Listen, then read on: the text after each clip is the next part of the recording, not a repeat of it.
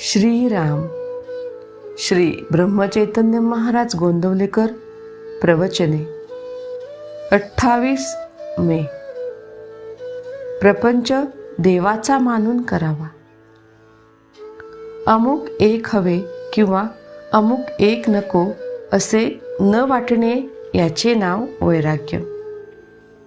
संकटकाळी हे संकट नसावे असे न वाटता परमेश्वराचे स्मरण असावे आणि त्याच्याजवळ हे मागावे की देवा, मला तुझ्याजवळ काहीही मागण्याची इच्छा देऊ नको. देहाला मुद्दाम कष्ट देऊ नयेत, पण जेव्हा ते आपोआप येतात तेव्हा मात्र ते आनंदाने सोसावेत. पुरुरव्याने दुष्कृत्य केले आणि त्यामुळे त्याला वैराग्य प्राप्त झाले, तेव्हा त्याला दुष्कृत्य म्हणावे की सत्कृत्य.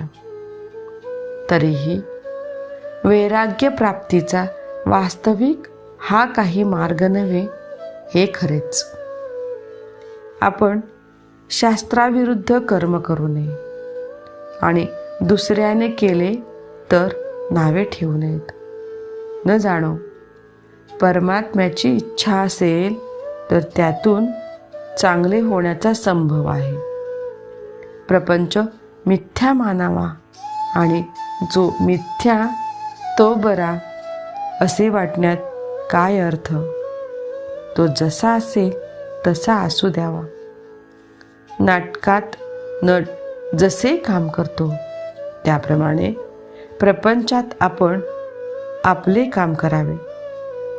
तुमचा परमार्थही तुमच्या स्वाधीन नाही.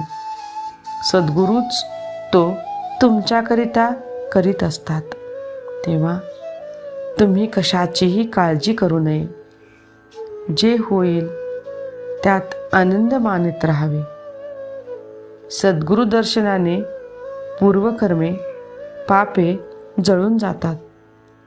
तुमची पुढची काळजी सद्गुरू घेतात, तेव्हा पाठीमागची आठवण काढीत बसू नये आणि काळजी करू नये.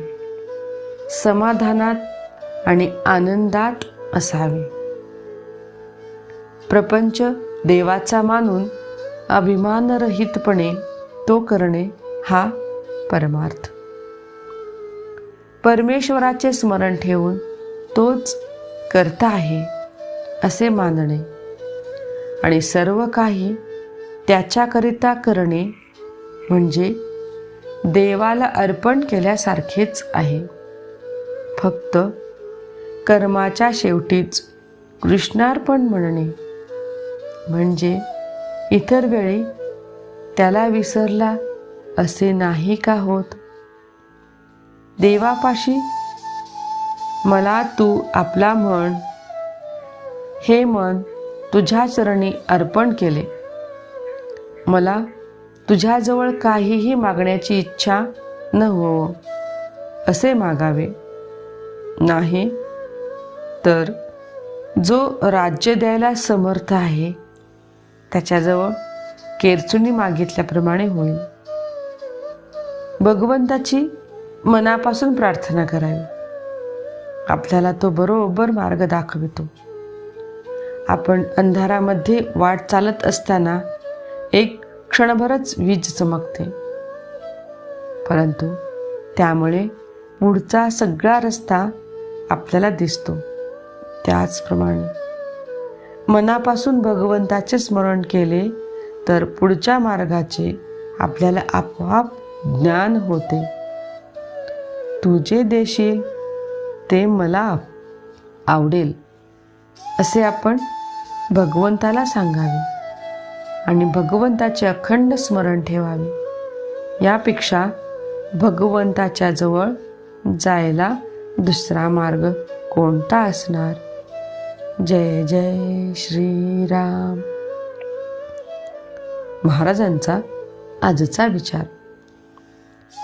ज्याच्या प्रपंचामध्ये पाठीराखा परमात्मा आहे त्याचा तोच परमार्थ होतो. ज्याचा पाठीराखा अभिमान आहे तो प्रपंच समजावा.